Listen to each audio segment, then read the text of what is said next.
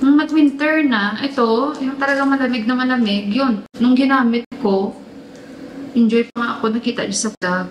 Tapos parang tumulo na siya na nagising ako. Ayan. At least diba, nakagawa ako guys. Ala, kunti na lang sa... Tama lang natin. So, bilangin natin kung ilan ang nagawa nating ice candy. Wala, hindi ako makapaniwala. Isang plastic yan. Budol. Isang plastic, walang butas. Meron ako nito. Dalawa pa ata. Meron ako 3 dyan. Medyo malaki-laki. Ay, tama lang guys. Ang gawa natin. Tama lang ang gawa natin guys. Thank you Lord. 36 ang nagawa nating ice candy. So, ayan guys. Ilagay na natin sa freezer. Guys, ayan na. Nakagawa tayo ng 36 pieces yung ice cream na nabili namin. Kaya, ayan guys. Ang dami na nating ice candy. Ano? Wala siyang, guys. Wala siyang butas. Kasi yun, yung isang bukas ko lang. Ito, wala talaga.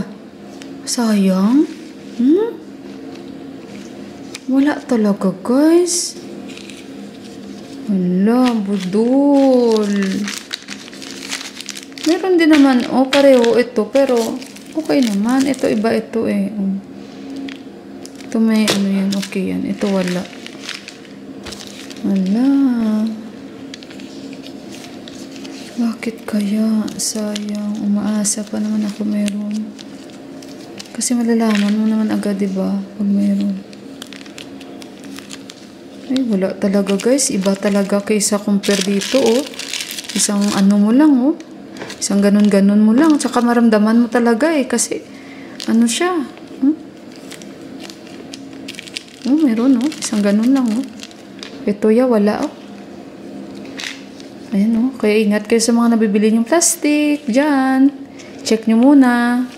Ito, hindi mo siya ma-check kasi, naka-sealed talaga siya, Diba? Meron namang, ito, okay, ito, kasi hindi siya naka-sealed. Mas maganda, guys, ang bilhin nyo na ice candy na mga plastic, yung hindi naka-sealed, kasi pwede nyo i-check. Ito, naka-sealed Naka-sealed siya, so hindi mo siya pwedeng buksan. Diba? Para hindi na mag-waste ng oras pabalik-balik, kung in case man mga walang butas. So, wala lang, tip ko lang sa inyo, guys, mas maganda bilhin yung mga ice candy na mga plastic, yung hindi siya naka-sealed. Diba? Yung ganyan lang siya, katulad nito. At least masigurado nyo. Pero ito, walay. Yan, walay talaga, walay. Wala, budol.